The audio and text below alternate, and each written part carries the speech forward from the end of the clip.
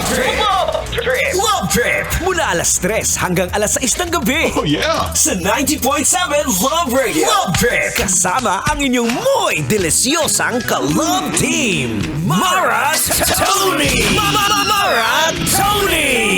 Ikaw, anong trip mo?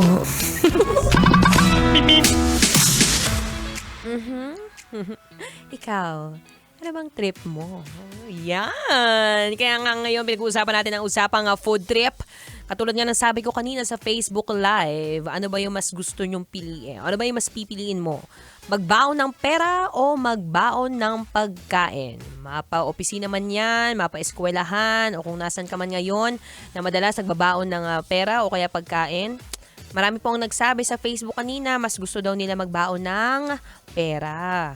Kasi nga naman, anytime, anywhere, pwede silang bumili ng pagkain. Or kung katulad kita na medyo matipid, pwede ka magbaon ng pagkain.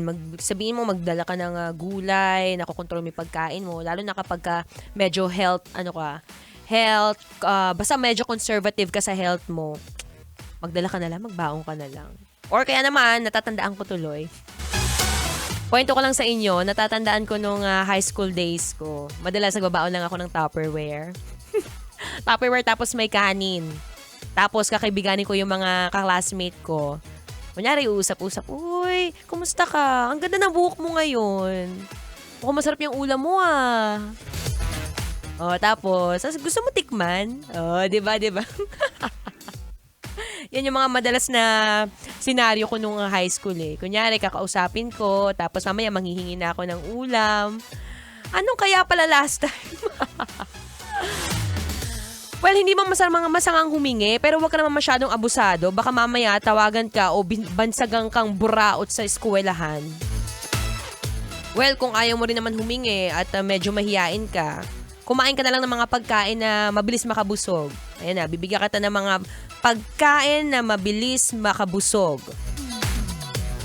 Number 1, kumain ka ng maraming gulay. Mataas sa fiber yan. Given na mataas yan sa fiber, syempre, mas matagal kang magugutom. At saka healthy yan malakas makapagpa-fresh, malakas makaganda. Kaya alam mo na kung bakit kamukha ko si Marian Rivera. Pwede rin naman kamote. Kamote, wag masyadong marami kasi musical fruit yan. Baka mamaya hindi ka nga binansagan na buraot. Isa ka na mga pururot sa eskwelahan. Ay!